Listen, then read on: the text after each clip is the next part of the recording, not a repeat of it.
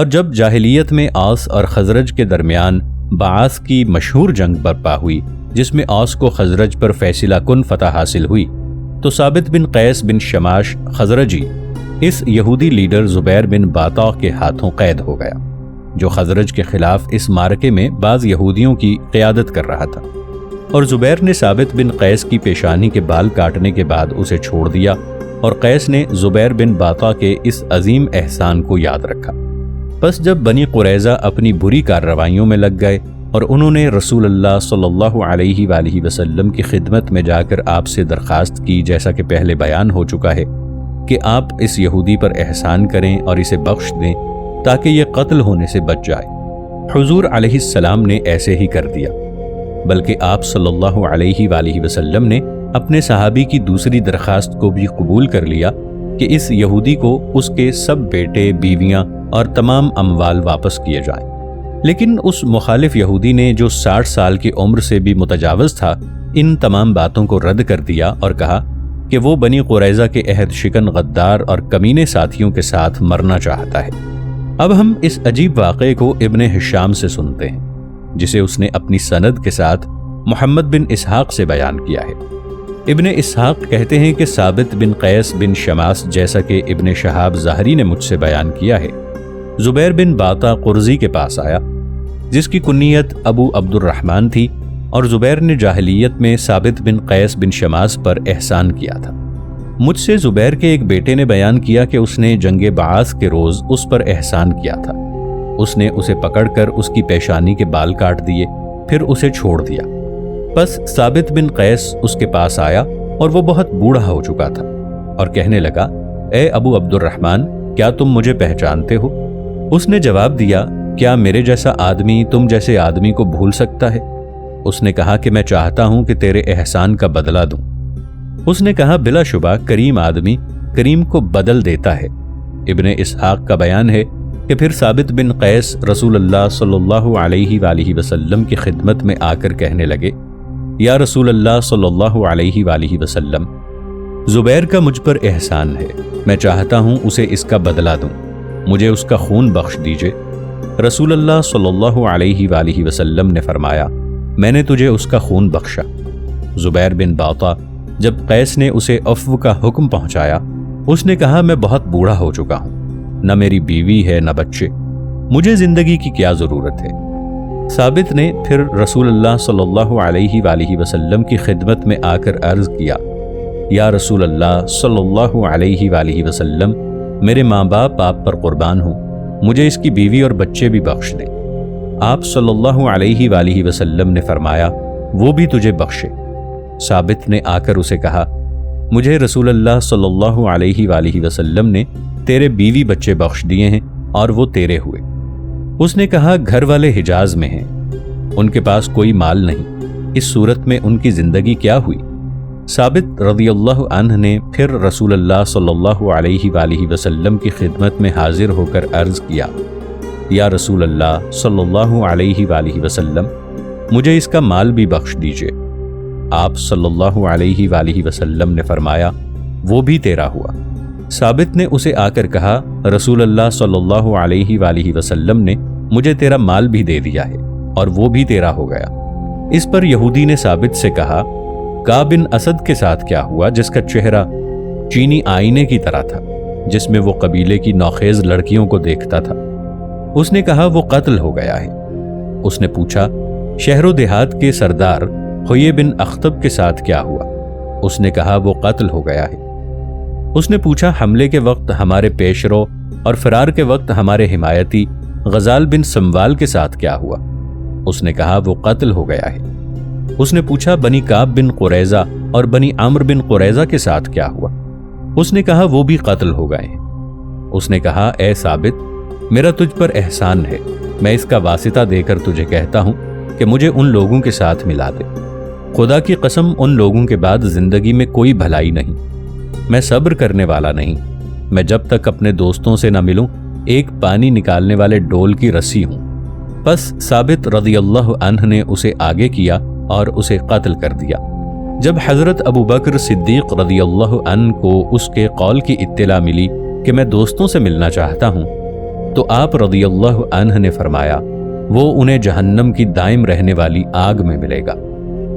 ناظرین، آگے بڑھنے سے پہلے کامنٹ سیکشن میں ہمیں اپنی آراء سے ضرور آگاہ کیجیے گا کہ آپ کو ہماری یہ سیریز کیسی لگ رہی ہے۔ میں ہوں طاہر عبید چودھری۔ آئندہ آنے والی اقساط سے باخبر رہنے کے لیے ہمارے چینل کو سبسکرائب کر لیں اور ساتھ موجود بیل آئیکن کو ضرور کلک کر لیں۔ شکریہ۔ قیدیوں اور غنائم کا انجام۔ بنی قریظہ کے آدمیوں کے معاملے سے فارغ ہونے کے بعد سالار رسول صلی اللہ علیہ وآلہ وسلم نے کبار صحابہ کی ایک کمیٹی بنانے کا حکم دیا جو بنی قریظہ کے تمام منقولہ اور غیر منقولہ اموال کو لائے اور شمار کرے، یعنی ہتھیار، گھریلو سامان، کھیتیاں، گھر، گھوڑے اور خچریں وغیرہ۔ عورتوں اور بچوں کو شمار کیا گیا تو وہ 1000 تھے، اور مسلمانوں نے بنی قریظہ کے قلعوں میں مندرجہ ذیل ساز و سامان پایا۔ 1500 تلواریں، 2000 نیزے، 300 زرہیں، 500 ڈھالیں۔ اسی طرح کمیٹی نے پرانی شراب کے بہت سے مٹکے پائے جسے حضرت نبی کریم صلی اللہ علیہ وآلہ وسلم نے گرانے اور غنائم کے ساتھ تقسیم نہ کرنے کا حکم دے دیا۔ اس سے یہ دلیل ملتی ہے کہ شراب کی تحریم کا حکم غزوہ خیبر سے قبل نازل ہو چکا تھا۔ واللہ اعلم بالصواب۔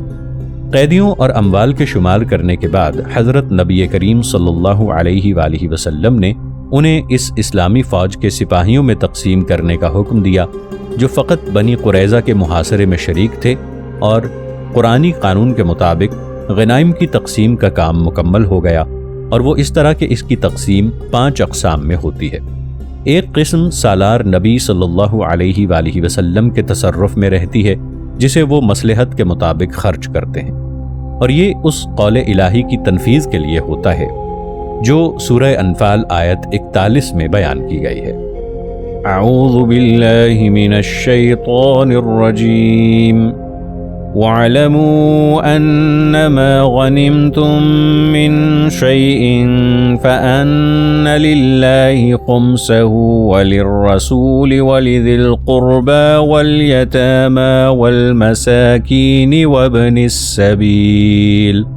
ترجمہ: اور جان لو کہ تم جو مال غنیمت حاصل کرو تو اس کا 5واں حصہ خاص اللہ کے لیے اور رسول کے لیے اور رسول کے رشتہ داروں کے لیے اور یتیموں اور مسکینوں اور مسافروں کے لیے ہے، اور 4 اقسام حصوں کی صورت میں ان جانبازوں میں تقسیم ہوتی ہیں جن کی تلواروں سے یہ غنائم حاصل ہوتی ہیں۔ جیسا کہ ثابت شدہ قانون ہے، غنائم میں سے 3 حصے سوار کو دیے جاتے ہیں، 1 اس کا اور 2 حصے اس کے گھوڑے کے، اور وہ شخص جو پیادہ جنگ کرے اور اس کے پاس گھوڑا نہ ہو اسے قانون کے مطابق صرف 1 حصہ دیا جاتا ہے۔ اس کی وجہ یہ ہے کہ جنگ میں سوار کا اثر پیادے کی نسبت جو گھوڑے پر نہیں لڑتا دشمن پر زیادہ پڑتا ہے، لہٰذا اس قاعدے کے مطابق بنی قریظہ کے یہودیوں کی غنائم ان کے اطاعت کرنے اور قتل ہونے کے بعد تقسیم کی گئیں۔ غنائم میں عورت کی مشارکت۔ حضرت نبی کریم صلی اللہ علیہ وآلہ وسلم نے ایک استثنائی طریق کے مطابق بنی قریظہ کی تھوڑی سی غنیمت 7 مسلمان عورتوں میں بھی تقسیم کی جو محاصرے کی کارروائیوں میں موجود تھیں، یعنی آپ صلی اللہ علیہ وآلہ وسلم نے ان کا مردوں کی طرح حصہ نہیں لگایا، بلکہ آپ صلی اللہ علیہ وآلہ وسلم نے انہیں اپنے اندازے کے مطابق کچھ دیا ہے، اور یہ وہ صاحب فضیلت عورتیں ہیں جو بنی قریظہ کے محاصرے میں موجود تھیں۔ سیرت جلیہ میں ان کے بارے میں بیان ہے۔ نمبر 1 ام عمارہ رضی اللہ عنہا۔ نصیبہ بنت کعب مازنیہ، مشہور صحابیہ جنہوں نے معرکہ احد میں مشرکین سے جنگ کی۔ ان کے حالات ہماری سیریز غزوہ احد میں بیان کیے گئے ہیں۔ نمبر 2 صفیہ بنت عبد المطلب، حضرت نبی کریم صلی اللہ علیہ وآلہ وسلم کی پھوپھی۔ ان کے حالات بھی ہماری سیریز غزوہ احد میں بیان کیے گئے ہیں۔ نمبر 3 ام سلیت۔ ابو عمر کہتے ہیں کہ ام سلیت بیعت کرنے والی عورتوں میں سے تھیں، حضرت نبی کریم صلی اللہ علیہ وآلہ وسلم کے ساتھ احد میں شامل ہوئی۔ حضرت عمر بن خطاب رضی اللہ عنہ فرماتے ہیں کہ یہ ہمارے لیے احد کے روز پانی اٹھا کر لاتی تھی۔ یہ مشہور صحابی حضرت ابو سعید رضی اللہ عنہ کی والدہ ہیں۔ نمبر 4 ام العلا۔ اصحابہ میں 3 عورتوں کے حالات دیے گئے ہیں جن میں سب کا نام یہی ہے، لیکن معلوم ہوتا ہے کہ یہ ام العلا بنت حارث بن ثابت انصاریہ ہیں رضی اللہ عنہا، جو خارجہ بن زید رضی اللہ عنہ کی والدہ ہیں۔ یہ مشہور صحابیات میں سے ہیں اور بیعت کرنے والی عورتوں میں سے ہیں۔ بخاری اور مسلم نے ظاہری کے طریق سے ان کی روایت کی ہے۔ نمبر 5، السمیرہ بنت قیس۔ ابو عمر کہتے ہیں کہ سمیرہ بنت قیس انصاریہ مدینہ میں، جن سے ابو امامہ بن سہل بن حنیف نے روایت کی ہے۔ نمبر 6، ام سعد بن معاذ۔ ابن عبد البر کہتے ہیں کہ ان کا نام کبثہ بنت رافع بن عبید خضریہ انصاریہ ہے، جو اوس کے سردار سعد بن معاذ کی والدہ ہیں۔ یہ اپنے بیٹے کی وفات تک زندہ رہیں اور ان کا ندبہ کیا کہ ام سعد تو ہلاک ہو گئی اور تجھے سخت غم پہنچا۔ اس لحاظ سے جن عورتوں کو حضرت نبی کریم صلی اللہ علیہ وآلہ وسلم نے غنیمت سے تھوڑا حصہ دیا، وہ 6 بنتی ہیں، نہ کہ 7، کیونکہ جن مصادر کو ہم نے دیکھا ہے ان میں کبثہ بنت رافع نام کی کوئی عورت ان کے سوا نہیں ملتی۔ واللہ اعلم۔ یہ پہلی دفعہ ہے کہ جب رسول کریم صلی اللہ علیہ وآلہ وسلم نے عورتوں کو دشمن کی غنائم سے حصہ دیا، اور غزوہ بنی قریظہ دوسری جنگی کارروائی ہے جس میں مسلمان عورت نے شرکت کی ہے۔ معرکہ احد میں بھی جانباز اور مددگار عورتیں شامل ہوئی تھیں، اور جنگ میں عورت کی شرکت کی بحث ہماری سیریز غزوہ احد کی 5ویں فصل میں بیان کی گئی ہے۔ اسی طرح رسول اللہ صلی اللہ علیہ وآلہ وسلم نے ان 2 مسلمان مردوں کا بھی حصہ لگایا جو بنی قریظہ کے محاصرے میں فوت ہو گئے تھے۔ ایک خلاد بن سوید، جنہیں ایک عورت نے قلعے سے چکی کا پاٹ گرا کر قتل کر دیا، جیسا کہ پہلے بیان ہو چکا ہے۔ یہ خلاد ابن سوید بن صلبہ انصاری خزرجی رضی اللہ عنہ ہیں، جو سابق الاسلام لوگوں میں سے ہیں۔ آپ عقبہ اور بدر میں شامل ہوئے تھے۔ رسول کریم صلی اللہ علیہ وآلہ وسلم نے ان کا حصہ ان کے وارثوں کو دیا اور فرمایا کہ ان کو 2 شہیدوں کا اجر ملے گا، اور دوسرے ابو سفیان بن محض ہیں، جو عکاشہ بن محض کے بھائی ہیں رضی اللہ عنہ، جنہوں نے بنی قریظہ کے محاصرے کے دوران میں طبعی طور پر وفات پائی۔ آپ محاصرہ کرنے والی فوج میں شامل تھے۔ آپ کے وارثوں نے آپ کی غنیمت کا حصہ حاصل کیا۔ یہ پہلا موقع ہے کہ حضرت نبی کریم صلی اللہ علیہ وآلہ وسلم نے دشمن کی غنائم میں سے کسی مردہ کے لیے غنیمت کا حصہ لگایا۔ ماں اور بیٹے کے درمیان جدائی سے روکنا۔ جانبازوں میں غنائم کی تقسیم کے وقت حضرت نبی کریم صلی اللہ علیہ وآلہ وسلم نے یہ سخت حکم صادر فرمایا کہ کوئی آدمی بنی قریظہ کے قیدیوں میں سے ماں اور بیٹے کو فروخت کرتے وقت ان میں جدائی نہ ڈالے، یا ان دونوں کو اکٹھا فروخت کرے یا ان دونوں کو اکٹھا باقی رکھے، کیونکہ ماں اور بیٹے کے درمیان جدائی ڈالنا ان دونوں کے لیے عذاب کا باعث ہے، جسے اسلام قبول نہیں کرتا۔ بلکہ رسول کریم صلی اللہ علیہ وآلہ وسلم تو ماں اور بیٹے کے درمیان جدائی ڈالنے سے روکنے میں شفقت و رحمت کی آخری حدوں تک چلے گئے ہیں۔ اسی طرح آپ صلی اللہ علیہ وآلہ وسلم نے یہ سخت حکم بھی صادر فرمایا کہ کوئی شخص 2 بہنوں کے درمیان بالغ ہونے تک جدائی نہ ڈالے۔ ترمذی اپنی صحیح میں بیان کرتے ہیں کہ رسول کریم صلی اللہ علیہ وآلہ وسلم نے فرمایا کہ جس شخص نے ماں اور اس کے بچے میں جدائی ڈالی، اللہ تعالیٰ قیامت کے روز اس کے اور اس کے پیاروں کے درمیان جدائی ڈال دے گا۔ اور عبادہ بن صامت سے روایت ہے کہ ماں اور اس کے بیٹے کے درمیان جدائی نہ ڈالی جائے۔ آپ صلی اللہ علیہ وآلہ وسلم سے عرض کیا گیا، کب تک؟ فرمایا کہ جب بچہ بالغ نہ ہو جائے اور لڑکی کو حیض نہ آ جائے۔ اور ترمذی نے حضرت علی بن ابی طالب رضی اللہ عنہ سے روایت کی ہے۔ وہ بیان کرتے ہیں کہ رسول کریم صلی اللہ علیہ وآلہ وسلم نے مجھے 2 چھوٹے لڑکے عطا فرمائے، میں نے ان میں سے ایک فروخت کر دیا۔ آپ صلی اللہ علیہ وآلہ وسلم نے دریافت فرمایا، تو نے اپنے لڑکے یعنی غلام کے ساتھ کیا کیا؟ میں نے اسے بیچ دیا ہے۔ آپ صلی اللہ علیہ وآلہ وسلم نے فرمایا، اسے واپس لاؤ۔ یعنی رسول کریم صلی اللہ علیہ وآلہ وسلم نے 2 بھائیوں کے درمیان جب وہ چھوٹے ہیں جدائی ڈالنا ناپسند فرمایا۔ حضرت صلی اللہ علیہ وآلہ وسلم نے دشمن کے قیدیوں کے متعلق جو سخت احکام صادر فرمائے، ان کا نتیجہ یہ ہوا کہ اسلامی جنگوں میں اسلامی فوجوں کے سالار ماں اور اس کے بیٹے کے درمیان اور بہنوں کے درمیان اور 2 بھائیوں کے درمیان جدائی ڈالنے سے منع کیا کرتے تھے۔ اور حضرت عمر بن خطاب رضی اللہ عنہ نے شام اور عراق میں اسلامی فوجوں کے سالاروں کو لکھا کہ فروخت کرتے وقت 2 بھائیوں کے درمیان اور ماں اور اس کے بیٹے کے درمیان جدائی نہ ڈالنا، کیونکہ وہ قریبی رشتہ دار ہیں اور حضرت امام شافعی نے بے کے جدا کر دیے جانے والے 2 بھائیوں اور جدا کر دیے جانے والے ماں اور بیٹے کی بے کے فاسد ہونے کا حکم دیا ہے۔ رسول کریم صلی اللہ علیہ وآلہ وسلم کا بنی قریظہ میں شادی کرنا، اور رسول کریم صلی اللہ علیہ وآلہ وسلم نے بنی قریظہ کے قیدیوں میں سے ایک عورت سے شادی کی جن کا نام ریحانہ بنت عمر تھا، اور وہ رسول اللہ صلی اللہ علیہ وآلہ وسلم کا غلام شمعون ہے۔ آپ نے اسے آزاد کرنے کے بعد اس سے شادی کی اور بنی قریظہ کے یہودیوں کی مملوکات پر قبضہ کرنے اور ان کی عورتوں اور بچوں کو قیدی بنانے کے بعد رسول اللہ صلی اللہ علیہ وآلہ وسلم نے اس کھیپ کے قیدیوں کو قریبی شہروں میں فروخت کرنے اور ان کی قیمت سے فوج کے لیے گھوڑے اور ہتھیار خریدنے کے لیے بھیجا۔ بس آپ صلی اللہ علیہ وآلہ وسلم نے سعد بن زید انصاری کو بنی قریظہ کے قیدیوں کے ساتھ جزیرہ عرب میں نجد کی طرف بھیجا۔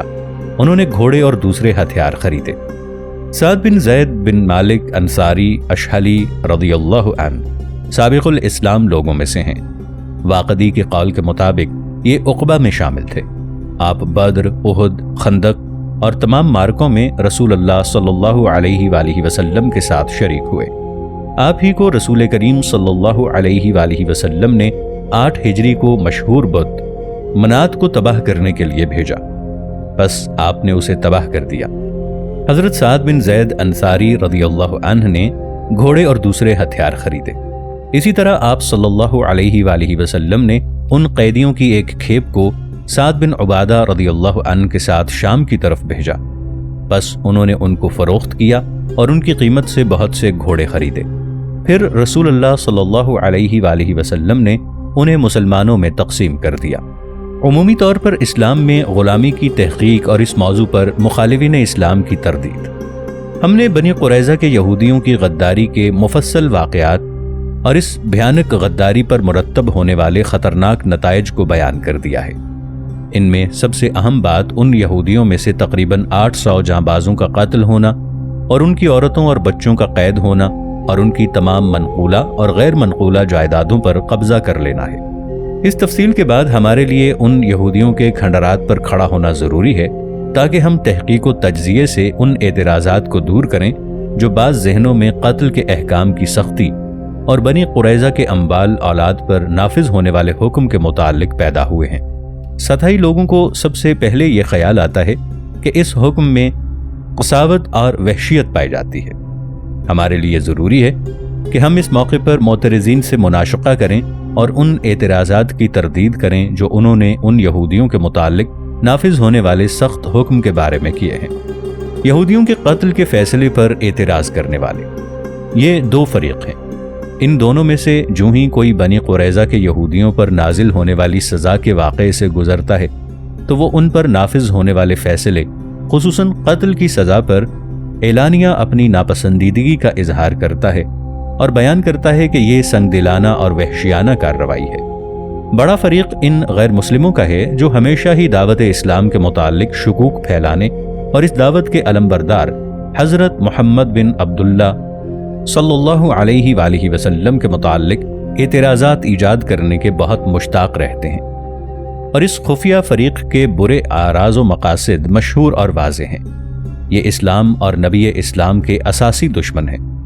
دوسرا فریق بعض اسلام کی طرف منسوب ہونے والوں اور اس میں شمار ہونے والوں کا ہے۔